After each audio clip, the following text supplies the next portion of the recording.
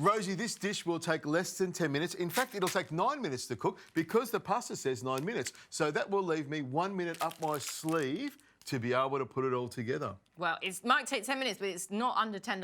Definitely not. You that. Definitely not under $10, but it will be nutritious and it will be delicious and one of my favourite things to cook. And it starts with getting the pasta on. Time starts now. On it goes. Water is boiling rapidly. That's what we like. And I need to put some salt in there. It's sort of like a race, isn't it? I'm going to throw the salt in. That's my speedy way of doing it. I'm frozen with fear. You like that? Yeah. And I put the whole heap of salt in there because salt loves pasta and pasta loves salt. And I just squeeze it in like that. And that sort of, you know, spreads it out so it actually goes in the bottom. You don't want the pasta to stick. So the first minute or so, you've got to stir it around like this. But, you know, I've got plenty of water in there. So that should soften the pasta up beautifully so it won't stick at all. Now, over there, I've got some basil, I've got some parsley, some flat leaf parsley, and I've got some chives as well. I want you to pick the basil leaves, chop the parsley, and finely slice the chives. And there's also some tomatoes there, if you can cut them into halves or quarters. You got it. And I'll get the pan going. Now, I put the pan on now, and they've got some shallots here. You could use onions if you want, but shallots are just as good. And I'm just slicing them all the way through. They will soften up fairly quickly, well, in under 10 minutes anyway, and they will taste delicious. Now, the dish I'm making is a spaghetti marinara, one of my favourite things in the entire world. And if you have a look in front of me, I have some amazing seafood. What have you got? I've got some prawns and some scallops and some Hiramasa kingfish, which is from South Australia. Yeah. And I've also got some salmon, which comes from Tasmania.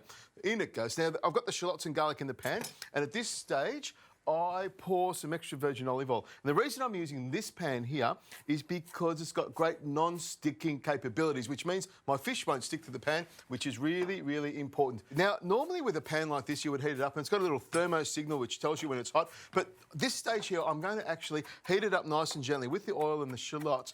I want it to happen very slowly, so the shallots and the garlic cook nice and slowly. I've still got around 8 minutes up my sleeve.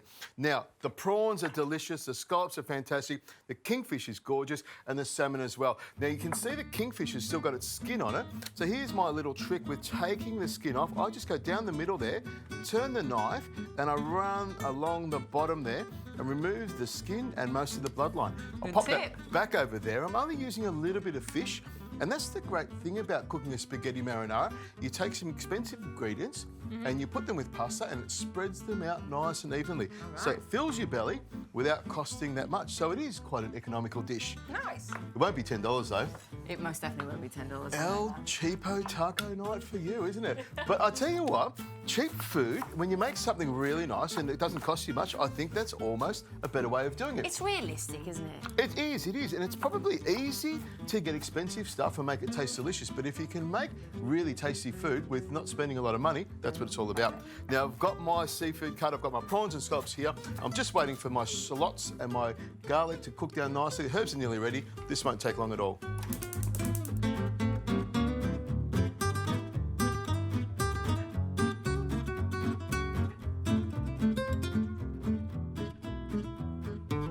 Rosie, the pasta's got just a couple of minutes to go. If you cut that butter for me, you can see the shallots and the garlic are just starting to go nice and golden. They're frying up beautifully. Where do you want this? Straight into the pan. Now, I'm going to add the seafood to the pan, and with a little bit of butter that helps to melt and become part of the sauce, we want to slow the pan down a little bit and give it some flavour, and nothing is better than some butter in the pan to do that.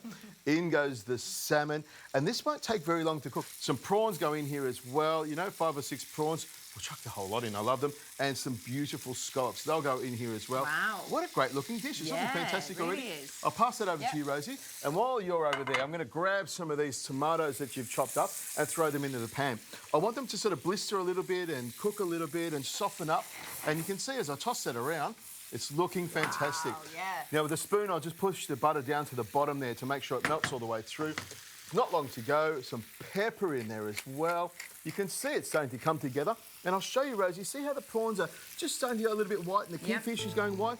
A minute or two and we'll be able to put it together. This will be delicious.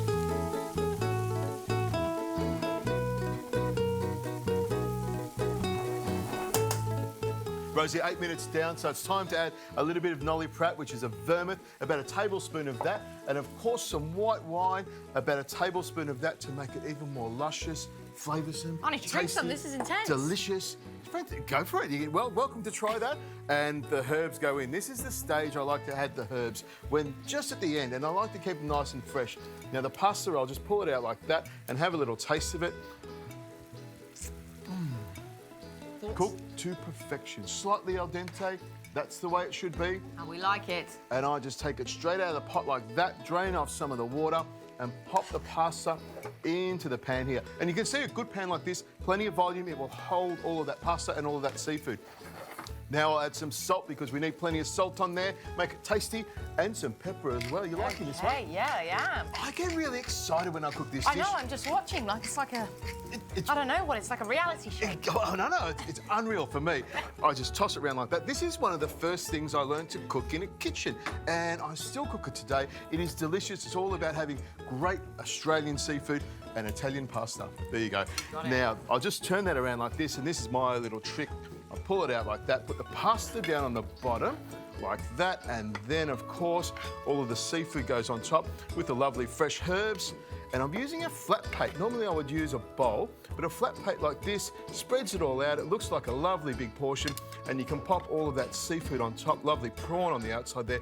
Look at the size of those prawns. A little bit left in the pan there, and I'll just put some of the juice on there, the flavour, the sauce, the delicious stuff that's in the pan. Turn that off. A gourmet dinner in under 10 minutes. Just made it, didn't I? You've outdone yourself. I reckon 9 minutes and 45 seconds. But It smells fantastic. But who's counting, Rosie? It does smell fantastic. I'm going straight for the prawn because I love prawns, and these are delicious prawns. That is great. A little bit of a blow to cool it down. Deep breath.